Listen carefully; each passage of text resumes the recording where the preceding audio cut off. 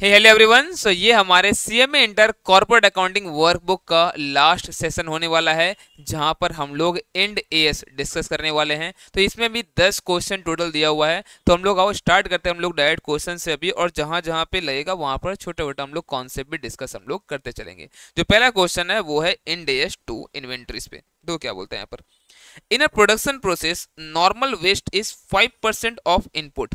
ठीक है, more than 2500 empty metric ton of input were put in the process resulting in a wastage of 150 metric ton। अब देखो यहाँ पर normal कितना था, नॉर्मल था 2500 पे 5% मतलब 125, और कितना लॉस हुआ है 150। इसका मतलब बाकी 25 जो है वो हमारे पास एबनॉर्मल लॉस कहा जाएगा। बोलता cost per MT of input is 1900। The entire quantity of waste is on stock at the end. State with the reference to accounting standard the treatment of normal loss, abnormal loss and also find out the amount of abnormal loss if any and the value of closing inventories। अब एक चीज समझो आप, जो normal loss होता है ना वो हमारे कॉस्ट में ही एडजस्ट हो जाता है। जैसे समझो क्या होगा, यहाँ पर टोटल कॉस्ट कितना लगा है 2500 इंटू 1900 करके, ये आ रहा 47,50,000। इसको हम लोग मानेंगे 2500 माइनस 125 कितना आ रहा है 2375। ये इतना ही यूनिट का कॉस्ट है, मतलब कॉस्ट में इसको एडजस्ट कर देंगे हम लोग। और क्या होगा यहाँ पर बताओ, 47,50,000 डिवाइड बाई 2375, एक एक का कॉस्ट हो गया अब 2000, है ना। एक एक का कॉस्ट हो गया अब यहाँ पर 2000। अब 2000 हो गया एक एक का कॉस्ट, तो आप निकाल लो इंटू 25, ये हो जाएगा आपके पास 50,000 आ रहा है क्या, यस 50,000 हो जाएगा आपके पास यहाँ पर ये। और जो हमारे पास जो स्टॉक निकल गया, मतलब जो हमारे पास रहेगा 2500 माइनस 150 2350, वो closing inventory cost 47 lakh. Clear ना।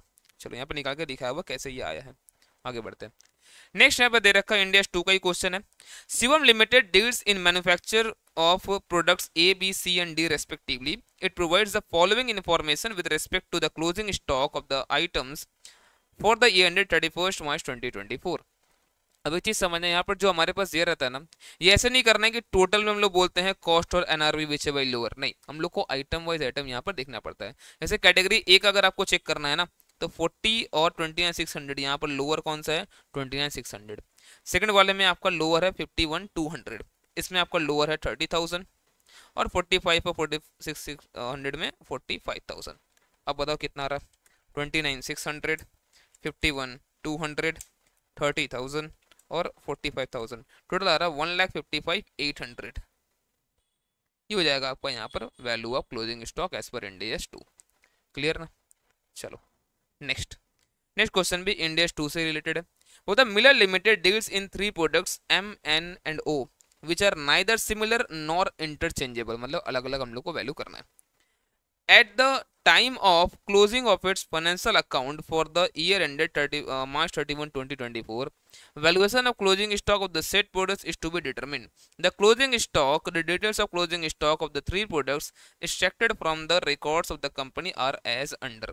जो क्या बोलते हैं टाइप ऑफ प्रोडक्ट पहले बोलता है एम, इसका कॉस्ट ऑफ मटेरियल का 50,000।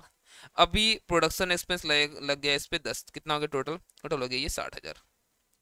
ये हो गया इसका कॉस्ट। बोलते हैं क्या, ये सेल होगा 75,000 में, और एस्टिमेटेड एक्सपेंसेस है हमारे पास 5,000, मतलब 70,000 होगा इसका एनआरवी। लोअर कितना होगा यहाँ पर 60 का वैल्यू हम लोग को लेना है यहाँ पर। सेकंड का चेक करो, 25,000 प्लस 2500 ये हो गया 27,500, 25 माइनस 2,500 एनआरवी है 22,500, लोअर कितना हो गया 22,500।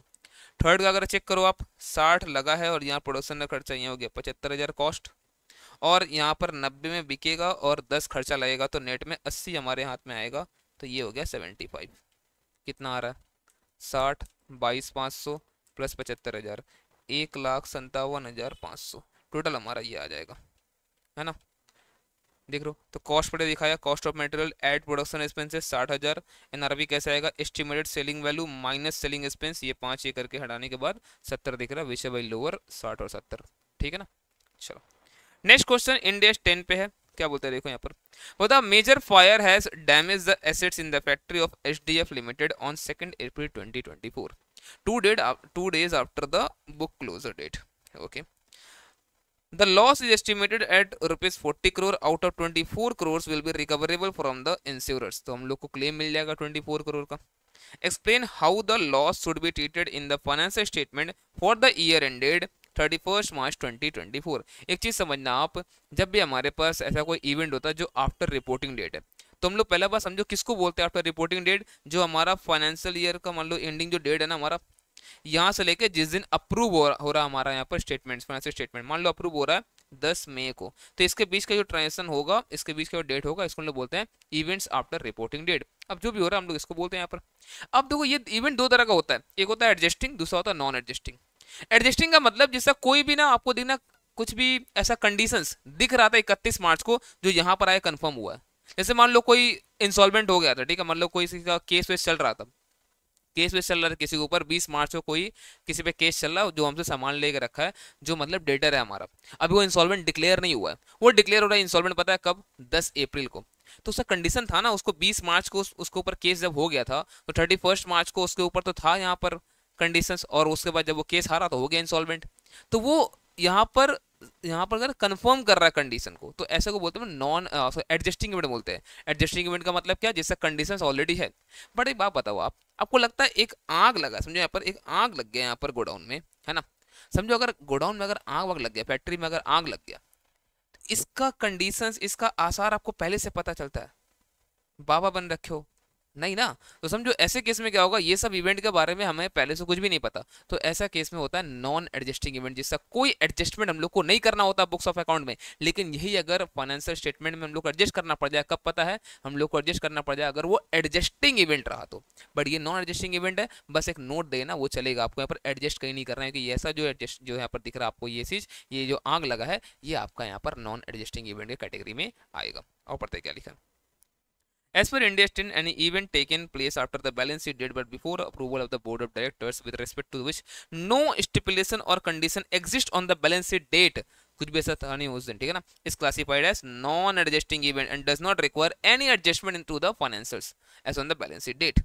In the given case, fire taking place on 2nd April 2024, but no condition exists with respect to the same on 31 March 24, therefore it is a non-adjusting event and does not require any adjustment। हाँ आपको चाहिए तो यहाँ पे note यहाँ पर दे दो चलेगा, है ना। बट एक चीज चेक कर लेना, कहीं आपका गोइंग कंसर्न, जैसे यहाँ पे मेंशन नहीं किया हुआ, एक चीज चेक कर लेना बस आप कि कहीं आपका गोइंग कंसर्न अफेक्टेड नहीं हो गया ना, क्योंकि देखो एक बार गोइंग कंसर्न अगर अफेक्टेड हो गया, फिर तो काहे का एडजस्टिंग, काहे का नॉन एडजस्टिंग, फिर आपका जो फाइनेंशियल्स है वो नॉन गोइंग कंसर्न बेस पे आपको बनाना पड़ेगा, अगर गोइंग कंसर्न अफेक्टेड हो गया तो, ठीक है। बट यहाँ 16 करोड़ का नुकसान हुआ है तो हम लोग कुछ नहीं हुआ, तो यहाँ मान रहे कि हम लोग कि यहाँ पर गोइंग कंसर्न अफेक्टेड नहीं हुआ है, ठीक है ना। चलो आगे बढ़ते हैं।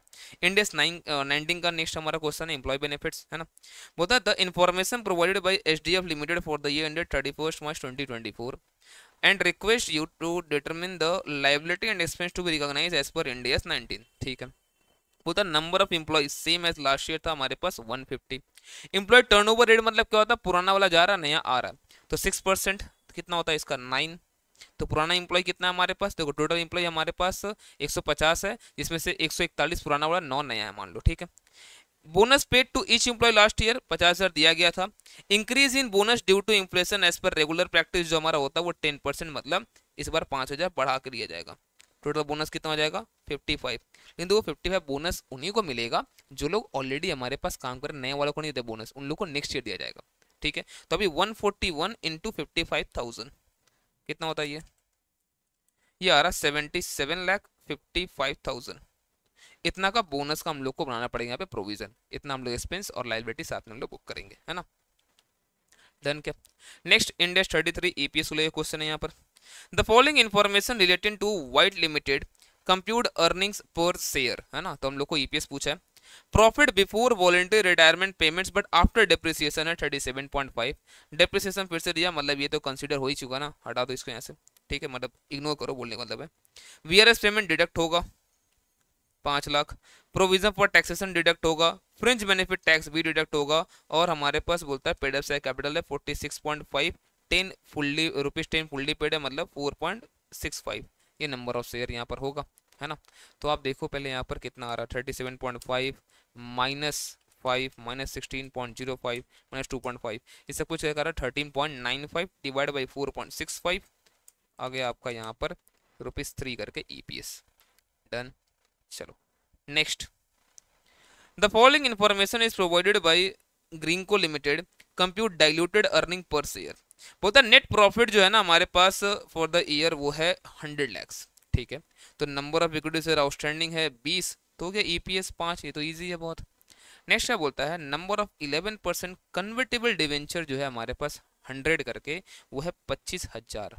तो 25,000 मतलब 25 लाख, है ना, इतना रुपए का डिवेंचर होगा।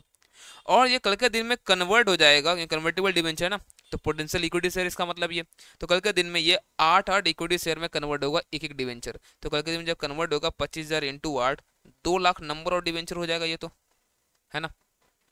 और जो अभी इंटरेस्ट एक्सपेंस लगता है वो है 2.75, बट इसके वजह से टैक्स भी तो बचता है, क्योंकि कोई खर्चा हम लोग दिखाते हैं जब पीएल में हमारा प्रॉफिट तो घटेगा तो टैक्स हमारा घट जाएगा, इसकी वजह से इतना टैक्स घट जाता है। तो कल के दिन में जब हम लोग ये नहीं रहेगा, समझो जब ये इक्विटी शेयर में कन्वर्ट हो जाएगा, जब ये इक्विटी शेयर में कन्वर्ट हो जाएगा तब हमारे पास जो खर्चा है नेट कितना बचेगा। तो अभी खर्चा होता है 2.75, बट ये बचता भी है 0.825, तो नेट में एक्सपेंस होता कितना है -0.825, तो ये नेट में खर्चा होता है 1.925, ये नेट एक्सपेंस होता है। तो कल के दिन में ये एक्सपेंस हमारा बच जाएगा, तो ये एक्सपेंस बचेगा तो हमारा इनकम भी बढ़ेगा। तो अब इनकम होगा 101.925, 101.925। बड़ी चीज ध्यान में रखना, कल के दिन में आपका जो 20 लाख का यहाँ दिख रहा ना इक्विटी शेयर है, ये भी तो बढ़ जाएगा 2 लाख से, ये तो 22 लाख हो जाएगा। तो जब ये ऐसा हो जाएगा तो आपका कैसा दिखेगा ईपीएस, 101.925 डिवाइड बाई 22, ये दिखेगा 4.6329, ये दिखेगा इस तरह से। तो ये डाइल्यूट जब जब हो जाएगा ना डाइल्यूशन, तो फिर इस तरह से दिखेगा। तो अभी दिख रहा है ये हमारा बेसिक ईपीएस है 5, और डाइल्यूशन कितना, डाइल्यूटेड ईपीएस कितना 4.6329, ठीक है। डन क्या, आगे बढ़े। इंडेक्स 37 ये प्रोविजंस को लेकर है, क्या बोलता है देखो यहाँ पर, eight the end of financial year 23-24 Shri Hari limited finds that there is a lawsuit outstanding. The possible outcome as estimated by the board of directors, क्या क्या बोल रहा है देखो, विन का प्रोबेबिलिटी है 60%, तब तो कुछ भी नहीं देना हम लोग को। लेकिन लूज अगर होता है तो लो डैमेजेस है जिसका हमें चांसेस लग रहा है 30%, और 1 लाख रुपए जा सकता है, मतलब 30,000 जा सकता है टोटल देखो तो। अगर देखिए 1 लाख में 30% चांसेस है, 30,000 जा सकता है। और यहाँ पर हाइट जो डैमेज है यहाँ पर 2 लाख जा सकता है, वैसे चांसेस बस 10% है, मतलब 20,000 रुपया, 2 लाख का 10%, टोटल 50,000 का प्रोविजन हम लोग को बनाना पड़ेगा, दैट्स इट, है ना। चलो नेक्स्ट, तो यहाँ पे क्या बोलता है 37 का ये भी, an engineering goods company provides after sale warranty for 2 years to its customers. Based on past experience, the company has the following policy for making provision for warranties, है ना, on the invoice amount of the remaining balance warranty period, ठीक है। बोलता देखो अगर less than 1 year अगर रहेगा ना तो हम लोग 2% प्रोविजन बनाएंगे, और मोर देन 1 year रहेगा हमारा अगर मान लो वारंटी बचा हुआ तो हम लोग 3% प्रोविजन बनाएंगे। Okay, company has raise invoice as under, invoice का डेट है ये सब, ठीक है। बोलता compute the provision to be made for warranty under Ind AS as on 31 March 2024, also compute the amount to be debited to profit and loss account for the end 31 March 2024। अब ये चीज समझो, आप बना रहे हो 31 March 24 का, है ना। पहला बात तो देखो यहाँ पर कि कितना साल का वारंटी है, 2 साल का वारंटी, है ना। तो लास्ट कौन सा डेट तक का हम लोग को देखो मिल पाएगा, इन लोग पता है लास्ट यहाँ पर जो होगा वो 1/4/22 तक का डेट का मिल पाएगा। ये 31 March 24 है, तो उसके पहले कितना होगा बताओ, 31 March 22, मतलब 1/4/22 को सेल हुआ होगा लास्ट टू लास्ट, उसी तक को मिल पाएगा वारंटी, क्योंकि बाकी तो वारंटी एक्सपायर हो जाएगा। आपको दिख रहा है क्या, इस वाला का तो वारंटी एक्सपायर हो गया होगा, क्योंकि इसका 2 साल कहाँ खत्म हो गया, 2 साल मान लो खत्म हो गया इसका जनवरी 24 में, हम लोग बात कर रहे हैं March 24 से, तो खत्म हो गया। हाँ 29 जनवरी 2023। अब इसका कब खत्म होगा, इसका खत्म होगा मान लो आप 28 जनवरी 2025। तो यहां से अगर देखो तो लेस देन 1 year बचा हुआ है, लेस देन 1 year बचा हुआ है इसका वारंटी एक्सपायर होने, मतलब हम लोग को 2% का बनाना है प्रोविजन। 250 रुपया आ रहा है क्या, यस 250। और इससे अगर देखो 15 अक्टूबर 2023, तो इसका अक्टूबर 25 में खत्म होगा, तो यहाँ पर 1 साल से ज्यादा का टाइम बचा हुआ वारंटी खत्म होने में, तो 3% का प्रोविजन आपको यहाँ बनाना है। तो कितना होगा 45,000 इंटू 3%, 1350। तो टोटल यहाँ पर 1,600 रुपए का प्रोविजन हम लोग को यहाँ पर बनाना है। बोलो क्लियर है क्या? टोटल 1600 का प्रोविजन हम लोग क्या बनाना है। तो प्रोविजन बनाना है कितना हम लोग को? 1600 इस साल टोटल का। बट हम लोग का पहले से तो बना होगा, हम लोगों का पहले से तो प्रोविजन बन के रखा होगा ना। आप सोचो 31 मार्च 23 को भी तो प्रोविजन बना होगा, 31 मार्च 23 को प्रोविजन बना होगा। हम लोग क्या करना पड़ेगा, वो प्रोविजन लेस करेंगे हम लोग ओल्ड वाला, तो ना न्यू कितना पीरियड से निकलेगा ये दिख जाएगा। नॉर्मली याद करो, प्रोविजन फॉर डाउटफुल डेट भी क्या करते थे आप, ओल्ड प्रोविजन यहाँ दिखाते थे, फिर न्यू, तो नेट में आता था आपका अमाउंट यहाँ पर। तो वैसे ही यहाँ पे भी आपको करना है, ठीक है। तो आप चेक करो, अब चेक करो यहाँ पे कौन सा बना होगा, ये दिख गया आपको ना 1600। चलो ये दिख गया 1600 आपको। अब समझो 31 मार्च 23 के दिन ये दोनों बिल होगा, ये बिल तो होगा ही नहीं, ये तो 15 अक्टूबर 23 को सेल हुआ है। अच्छा, अगर आप बात करते हो 31 मार्च 23, ये खत्म कब हो रहा है?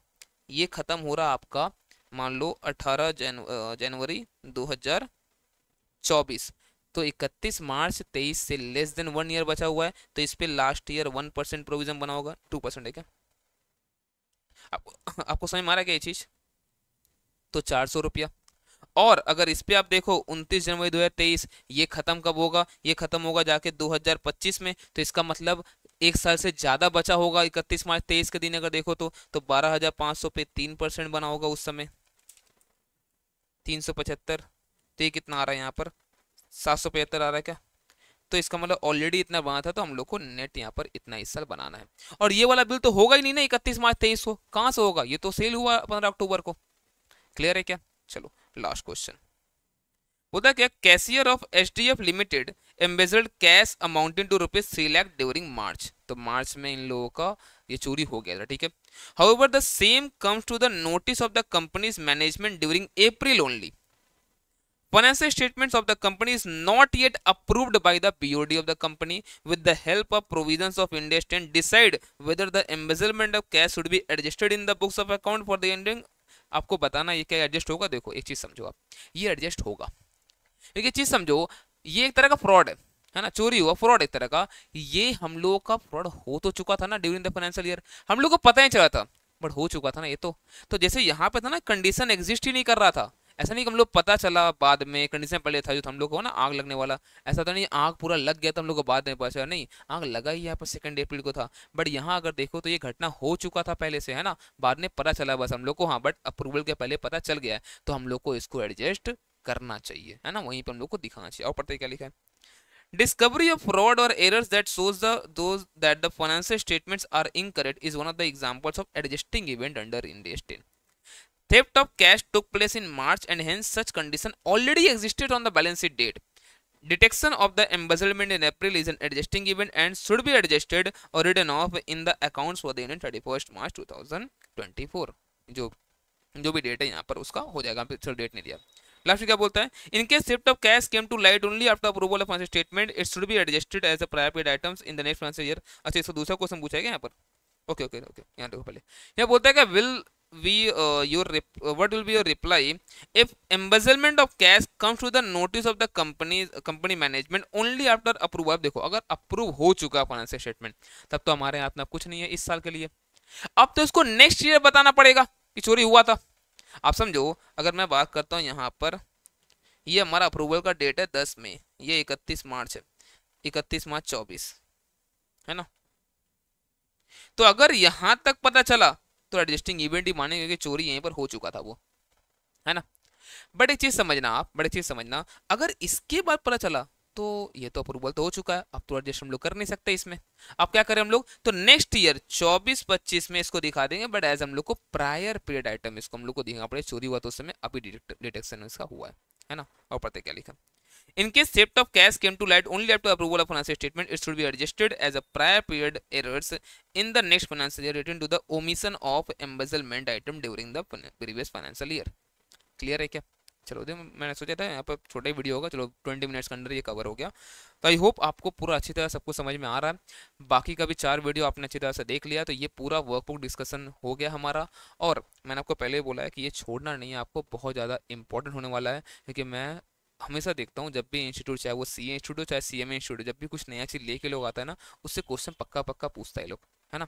चलो मिलते हैं, अभी और भी बहुत सारा वीडियोस आपके लिए आने वाला है, तो इसलिए चैनल अगर सब्सक्राइब आपने अभी तक नहीं किया है तो चैनल को सब्सक्राइब कर लो। मिलते हैं नेक्स्ट वीडियो में, बाय बाय।